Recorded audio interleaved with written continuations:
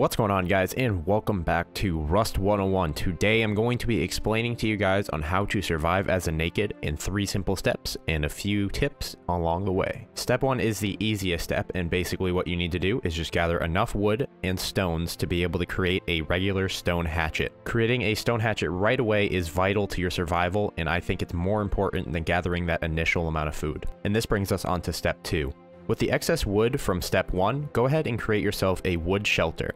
I would recommend placing this wood shelter up on a hill, in between rocks and far away from society to make sure that nobody is shooting you from their house or you are nearby their house threatening their land. If you're one to not like wood shelters, I would also recommend looking around for abandoned houses. I know a lot of people stop playing servers and they leave their house behind, so go look around for a raided house, anything like that. All you'd have to do is make a wall to patch it up, even make a doorway, put a wood wall down, and you can utilize their chests and furnaces.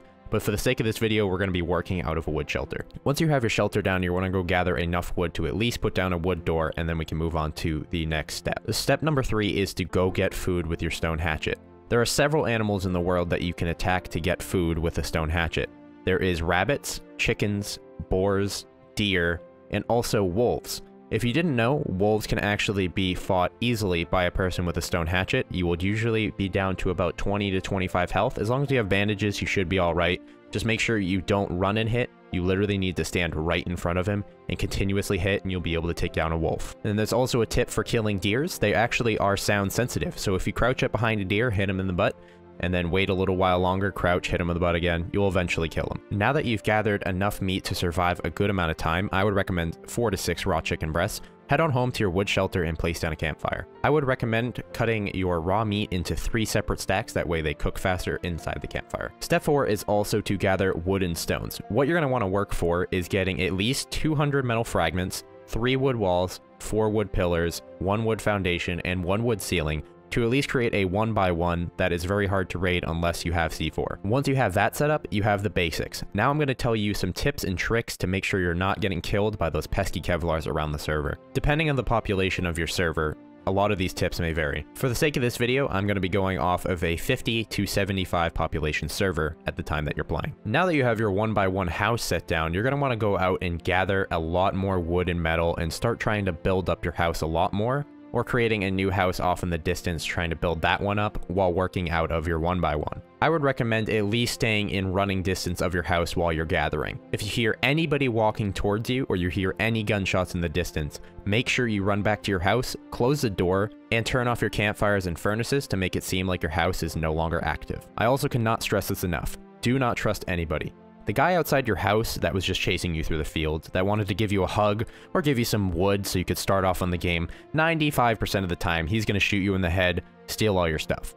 Also, do not open your door. There is actually a glitch where somebody can enter a code on your door, and then when you go to open it, the door will stay open. Somebody can kill you and take all your gear. So do not leave your house. If you hear any footsteps around you, make sure you look out the cracks in your walls, make sure you don't see anybody camping a corner. That way you can stay alive much longer. Next, I would recommend staying away from all Rad Towns. Do not go to Split Rad, Small Rad, or Large Rad. Generally speaking, bandits like to hang out in these areas and kill any prospecting noobs or people with guns. That way they can get quick gear without having to loot themselves. I cannot tell you how many times I've asked someone how they died as a naked, and they said they were running through Split Rad or Small Rad. You never want to do this no matter what. Even if you have rad pills, you're not going to want to do this until you at least have a gun and some decent armor. I know you're thinking to yourself, how do you survive without going to Rad Town, getting things like med packs, blueprints, and all that kind of stuff? Well, I can tell you. Go ahead and make yourself a bow and arrow and head to areas that have red wolves and bears. Kill the red wolves and bears, and generally they drop a lot of good items like leather, research kits, or anything like that, and they can help you in the long run. For loot bins and anything like that, there are Rad Towns that do not render any radiation towards your person. Although they may not render extreme loot, you're going to want to head to these areas to at least get a few things, and eventually once you get rad pills, you can possibly start heading up larger Rad Towns. Now I have a few optional tips that are also going to possibly lead to death, so be careful. Optional tip number 1 is to run for those airdrops. Whenever you hear airdrops going overhead, leave all your stuff at home and go run and try and grab the airdrop. If you can get 1 airdrop, 2 airdrops, and you can run home, generally you're going to be getting a lot of gear out of it. If you get killed by a person, don't worry, you had nothing on you. Airdrops can give you anything from wood planks to metal pieces to guns to explosives and everything like that. And eventually, if you get a few extra airdrops here and there, get the scraps, try and stay alive when you go grab them, you're going to have a lot more gear than you had before. Optional tip number 2 is trying to make friends. It's very difficult to do this day and age in these types of games because most people just want to shoot on sight for the shits and giggles and the fun of it. But there is some people out there that wouldn't mind meeting up with you, becoming friends, sharing a few things. Eventually you'll gain trust, maybe end up sharing doors with each other, living together, and it would be awesome. I would recommend doing this once you have yourself kind of set up in a house. Don't try and do it as a naked because eventually you're just going to get frustrated. When you're going to meet up with the person, do not take any of your stuff with them unless you're going down for a trade.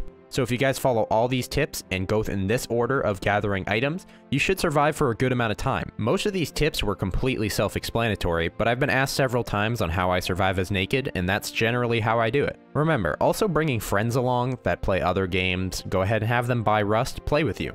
The more people that you have, the less threatened you'll feel, and you'll easily be able to gather all this wood and metal much quicker as long as you're sharing items with them. As always, you guys can go in the description and recommend any other Rust 101 videos, and I will make a video about that in the future. Thank you guys for enjoying the video, and I'll see you guys later.